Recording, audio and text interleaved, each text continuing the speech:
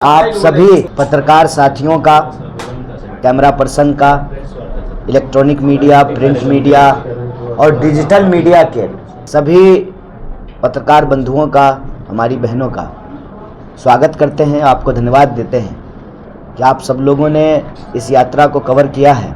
दरअसल यात्रा का उद्देश्य यही है। यात्रा कई बार प्रेम में और कई बार जोश में लोग कह देते हैं कि कांग्रेस पार्टी या किसी व्यक्ति से जो है इस यात्रा को जोड़ देते हैं, लेकिन दरअसल ये यात्रा आप अगर कवर कर रहे होंगे तो देखा होगा, इस यात्रा का नेतृत्व बेरोजगारी से प्रभावित नौजवान कर रहे हैं। आगे आगे सबसे आगे तिरंगा झंडा लेकर के भारत माता की जय कहते हुए वो नौजवान चल रहे हैं जो पेंडिंग भर्ती से प्रताड़ित हैं।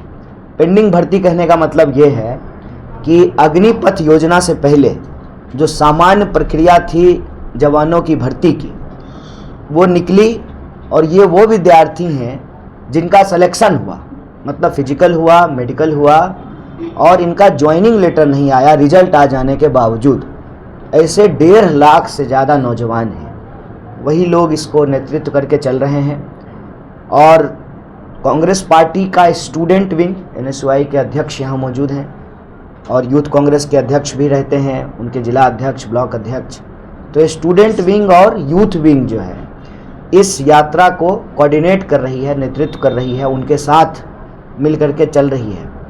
समझ बिल्कुल साफ है कि ये यात्रा एक मंच बने जहां बिहार के जो लोग हैं उनकी जो समस्याएं हैं उस समस्या को वो आकर के रख सकें, इस यात्रा से जुड़ सकें और आप तमाम लोगों के माध्यम से सरकार तक अपनी बात पहुंचा सकें।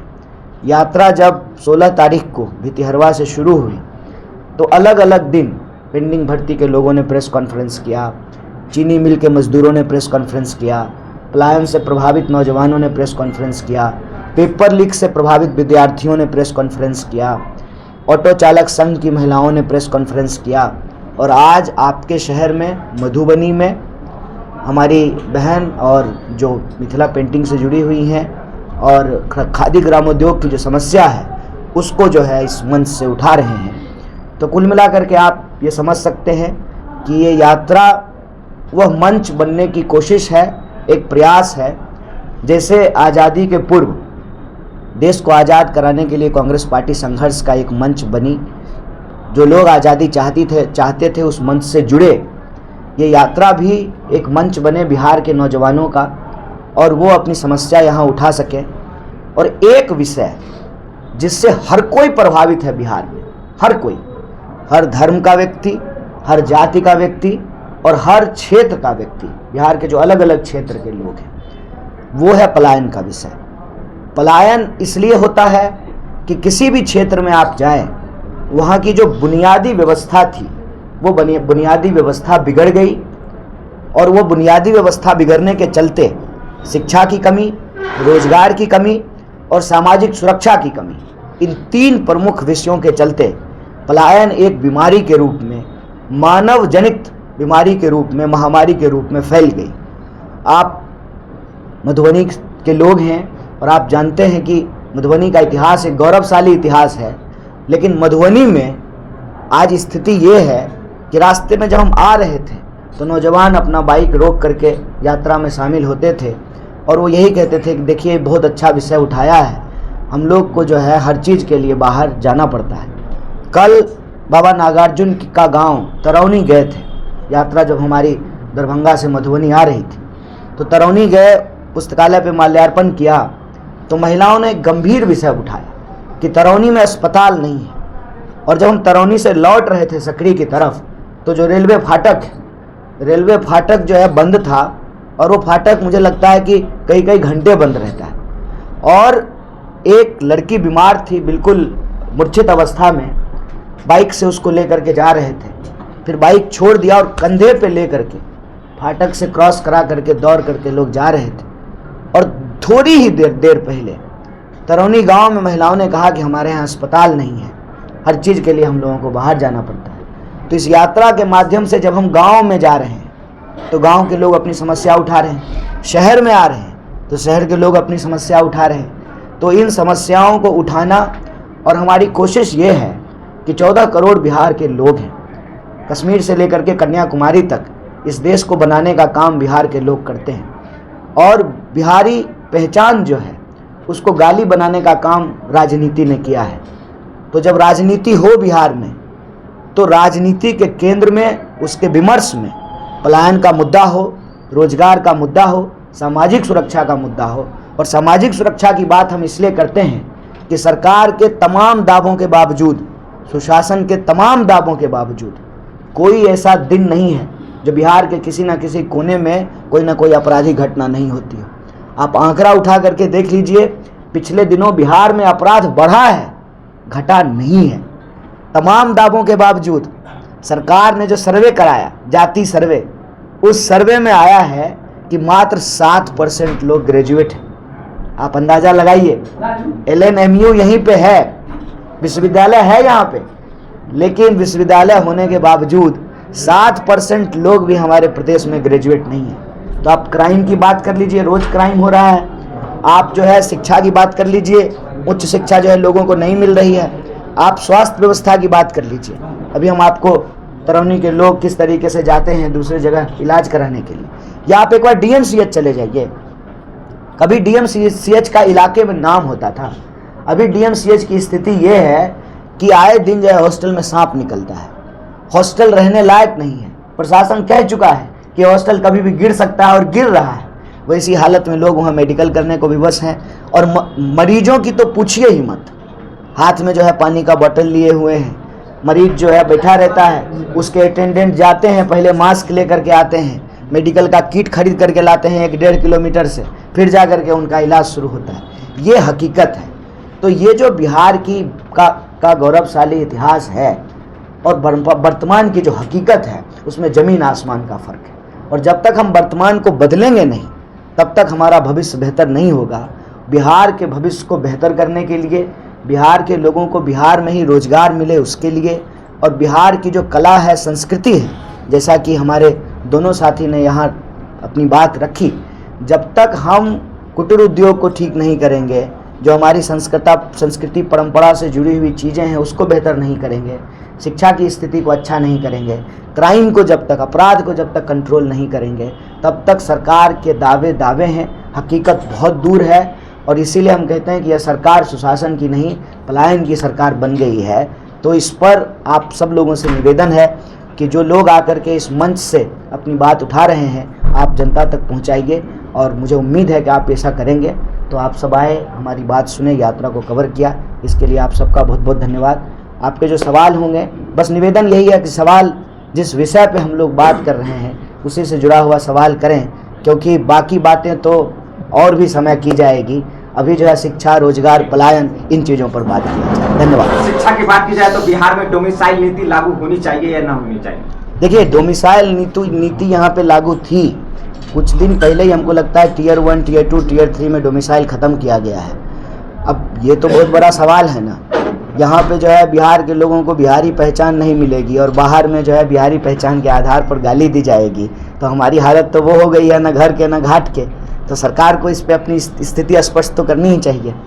जातीय गणना को लेकर के आपने अभी बात रखा है कि उसमें उस हिसाब से दिखाया गया कि कितनी गरीबी है, कितनी ये है, तो उस समय में आप लोगों ने जातीय गणना करवाया, फिर राहुल गांधी क्यों कहते हैं कि जातीय गणना फर्जी है, हम तेलंगाना के जैसे करवाएंगे?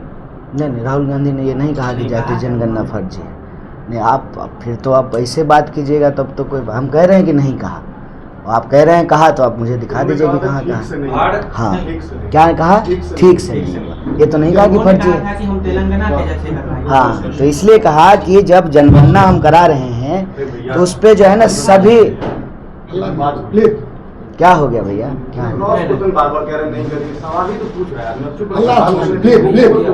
अच्छा ठीक है, धैर्य रखिए। भारत जोड़ो यात्रा के बाद यात्रा हो रहा है, दोनों के बीच में इतना दूरी क्यों रहा? एक समय लंबा अंतराल के बाद ये यात्रा नहीं, भारत जोड़ो यात्रा के बाद तो भारत जोड़ो न्याय यात्रा हुई, तो उसका लंबा अंतराल रहा है क्यों? कहाँ लंबा अंतराल? पिछले साल ही तो भारत जोड़ो अलग यात्रा कर रहे हैं, और महागठबंधन पिछले, अब आपको वहीं जाना है तो फिर आपका अलग विषय है।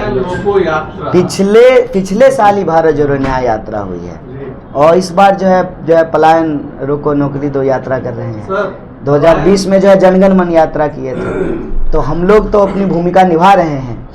सब लोग उस भूमिका से जुड़ेंगे तो प्रभावी होगा। शुरू कर दिया रोको यात्रा आगामी बिहार विधानसभा की कांग्रेस की तरफ से शुरुआत नहीं, चुनाव की तैयारी, चुनाव तो होते रहता है, यात्रा का उद्देश्य अलग है, चुनाव अलग है।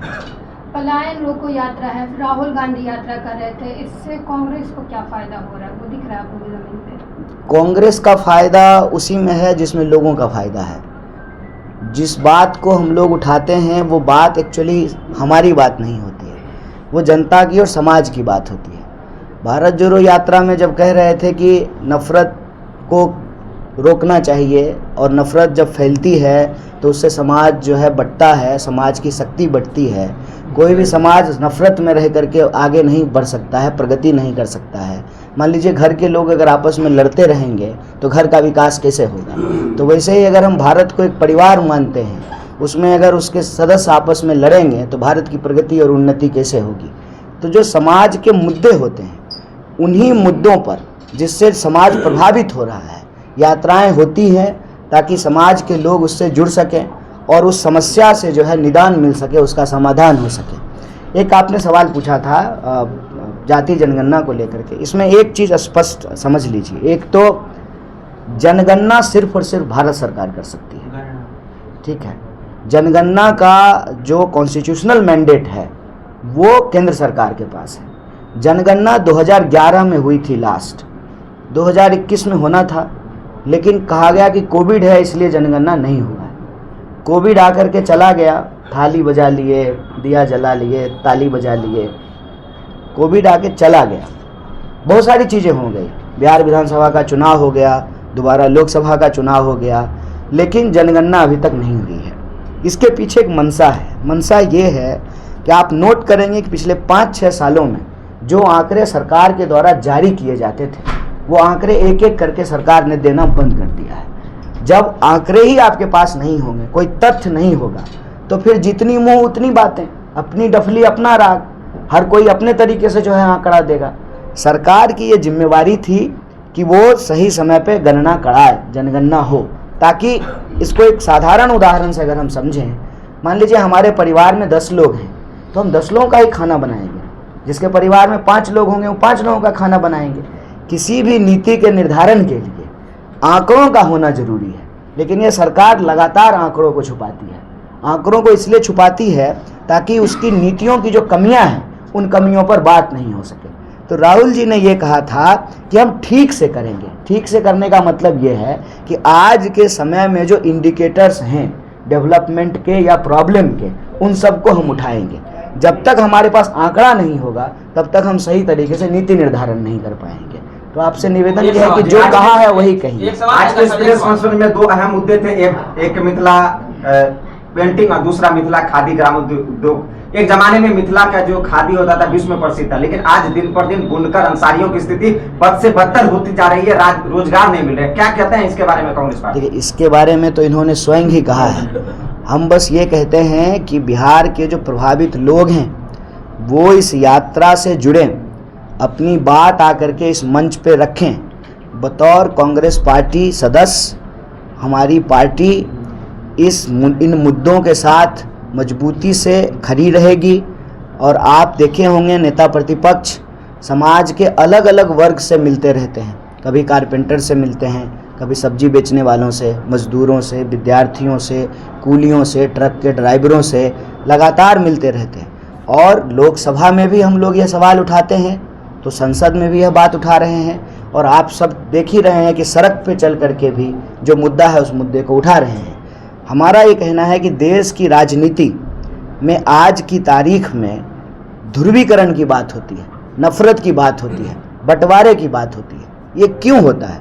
ये इसलिए होता है कि जब सरकारें डिलीवर नहीं कर पाती है। आपको याद होगा 2014 में जब सरकार बनी थी तो सरकार का सबसे पॉपुलर नारा था कि हम हर साल 2 करोड़ नौकरी देंगे, अगर आपको याद हो तो। जिन्हें सरकार बन गई, नौकरी की बात बोलना जो है भाजपा के लोगों ने बंद कर दिया।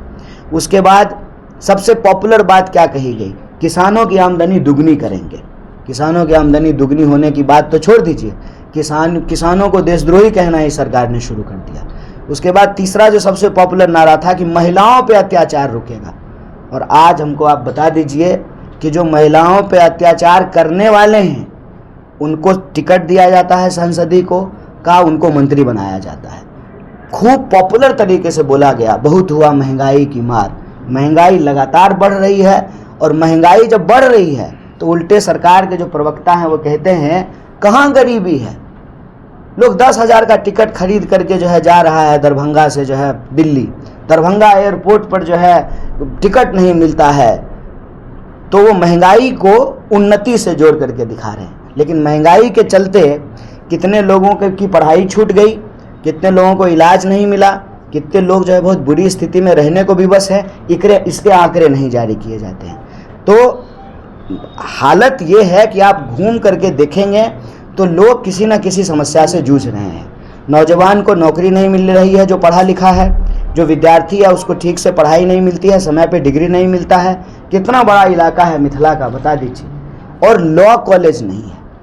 हम ये सवाल सुनते आ रहे हैं मोतिहारी से लेकर के मधुबनी तक कि अगर आपको लॉ पढ़ना है तो आपके पास ऑप्शन है, या तो प्राइवेट में जाइए जहाँ बहुत महंगी फीस देनी पड़ती है, या तो आपको पटना जाना पड़ेगा। तो इतने बड़े इलाके में पढ़ने के लिए कॉलेज नहीं है, वक्त पे एग्ज़ाम नहीं होता है, वक्त पे डिग्री नहीं मिलती है। कल ही दरभंगा में जो है LNMU के स्टूडेंट ने बताया कि 2008 से लाइब्रेरियन की बहाली नहीं हुई है। तो ये जो वास्तविक समस्या है, रोजी रोटी, कपड़ा, मकान, शिक्षा, स्वास्थ्य से जुड़ा हुआ, ये राजनीति के केंद्र में होना चाहिए। लेकिन अगर ये राजनीति के केंद्र में होगा तो सरकार की विफलता सामने आएगी। तो सरकार की विफलता सामने ना आ जाए, इसीलिए समाज को बांटा जाता है और नफरत फैलाई जाती है, आपस में लड़ाया जाता है। तो हमारा यही है कि चुनाव के वक्त में चुनाव की बातें हों, चुनावी चर्चा हो, और स्वाभाविक रूप से चुनाव में लोग दोषारोपण एक दूसरे पे करते हैं, वो अपनी जगह है। लेकिन ऐसे वक्त में जब चुनाव होगा तब होगा, वास्तविक समस्या जो है समाज की उस पर चर्चा हो, विमर्श हो, लोग आकर के अपनी बात रखें और आप लोगों के माध्यम से वो जनता तक पहुंचे, यही हमारी कोशिश है। ये मान के चला जाए कि अब आप बिहार में ही रहेंगे और बिहार की यात्रा में समाज के उत्थान के लिए अच्छा, तो हम बिहार से कहाँ चले गए? ये बताइए। आपने दिल्ली से चुनाव लड़ा था, तो दिल्ली से चुनाव लड़ने से तो क्या मतलब? हमारे बिहार के में ही रहेंगे आप, चुनाव में यही। अच्छा, तो ये 14 करोड़ लोग सब लोग चुनाव लड़ रहे हैं। नहीं, समाज को मतलब सेवा देने के लिए एक पद तो जरूरी है ना। नहीं, आप तो जिस यात्रा पे चल रहे हैं, ऐसा कोई जरूरी नहीं। समाज का सेवा करने के लिए किसी पद की कोई जरूरत नहीं है, आपके मन में जो है इच्छा शक्ति होनी चाहिए। आपने गंभीर विषय लिया पलायन रोको। प्राथमिकता के तौर पर पलायन रोकने के लिए सबसे पहला काम क्या करना चाहिए, क्या पहल करना चाहिए सरकार को वर्तमान परिप्रेक्ष्य में? सबसे पहले तो रोजगार देना पड़ेगा। पलायन 3 कारणों से मुख्य: शिक्षा, स्वास्थ्य और रोजगार की कमी। दूसरा इंफ्रास्ट्रक्चर, और तीसरा सुरक्षा, सामाजिक सुरक्षा। आप देखेंगे कि बिहार में जो पलायन आज की तारीख में हो रहा है, यह इच्छा से नहीं है, यह मजबूरी में है। और ये पलायन करने का कोई भी व्यक्ति जो बिहार से पलायन कर रहा है, उसका आपको इन्हीं 3 में से कोई एक कारण मिलेगा। या तो कोई बेहतर शिक्षा के लिए जा रहे हैं, या तो बेहतर रोजगार के लिए जा रहे हैं, या सामाजिक सुरक्षा के लिए जा रहे हैं। अब यहाँ पे मान लीजिए हम कोई ऐसा रोजी रोजगार करना चाहते हैं जिसके लिए 24 घंटा बिजली चाहिए, 24 घंटा इंटरनेट चाहिए, कनेक्टिविटी चाहिए, वो जब नहीं होगा स्वाभाविक रूप से ये जगह छोड़ करके कहीं और जाना पड़ेगा। और एक बहुत अच्छा विषय इन्होंने उठाया आपके सामने कि पेंटिंग आज भी यही लोग बना रहे हैं, पेंटिंग मिथिला में ही बन रहा है। वो जा रहा है विदेश, यूरोप और अमेरिका, इंटरनेशनल मार्केट में, लेकिन इनकी कनेक्टिविटी नहीं है। तो बिचौलिया जो है वो उसको ज़्यादा फायदा हो रहा है, और जो एक्चुअली कलाकार हैं जो कर रहे हैं उनको बहुत बहुत मिनिमल दाम मिल रहा है। वो मजबूर है, क्या करेंगे, दूसरा कोई रास्ता नहीं। कनेक्टिविटी जो है, कनेक्टिविटी तभी होगा जब इंफ्रास्ट्रक्चर होगा। तो यही 3 विषय है। आपने भी बताया कि यात्रा के दौरान लगातार क्राइम का जो रेशियो था वो बढ़ता जा रहा था। मूल क्या देखा आपने क्राइम का जो मुख्य वजह? नहीं, वो तो NCRB का डेटा है, वो तो NCRB का डेटा है। आप उठा करके देख लीजिए, आप अखबार उठा करके देख लीजिए, कोई दिन ऐसा नहीं है जहां हत्या नहीं हो रही है, लूट नहीं हो रहा है। ये डेटा जो है वो NCRB का है कि अपराध बिहार में बढ़ा है और क्राइम एक बहुत बड़ा मुद्दा बना है।